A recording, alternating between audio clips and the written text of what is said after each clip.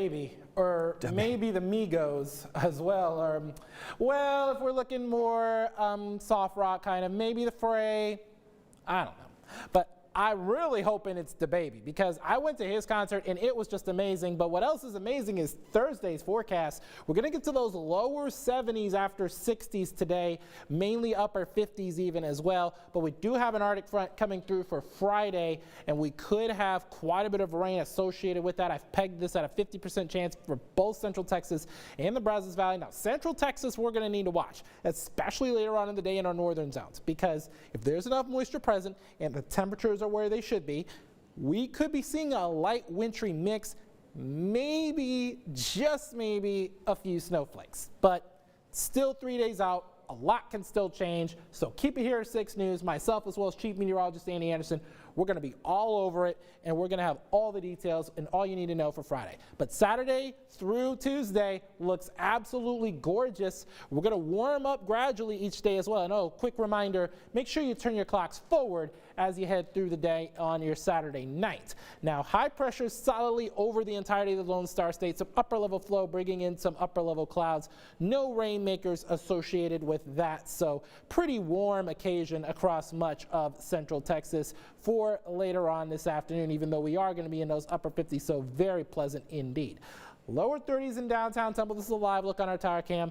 Feels like 23 though, and that's because of that north-northwesterly wind at around 8 miles an hour, because you have that warm air, that warm body heat that's being taken from us when you have those winds. So that's why it feels colder than the actual air temperature, and that's why we call those wind chills. We're pretty much in those upper 20s and lower 30s while we're on the subject of chill, but we are going to be pretty much in those mid to upper 30s to around that 40-degree mark in the Brazos Valley. Your warm spot right now appears to be Brenham. They're checking in at 40.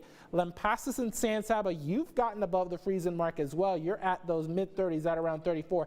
And there you can see with those streamlines, that's where you have that high pressure centered right there over portions of the Concho Valley and Hill Country as well. But as we go hour by hour, we're going to warm up quite nicely. We're going to be getting up to those upper 50s.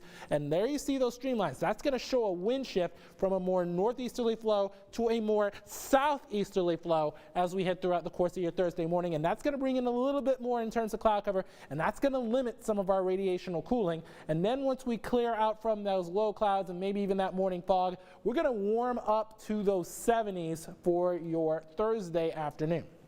As a result of all this, I'm going to give it a good solid 8 on the Jordan meter. So I'm giving it the Ocho for today. Can't really give it a 10 because we're still a little bit below average and another chilly night on tap. But a 10 is likely on Thursday afternoon. Look at that, 70 for a high before that Arctic front comes through. We drop to the 50s for Friday and Saturday. Friday looks wet, but Saturday and Sunday look dry, with the temperatures gradually increasing from Saturday through at least the middle of next week. Chris?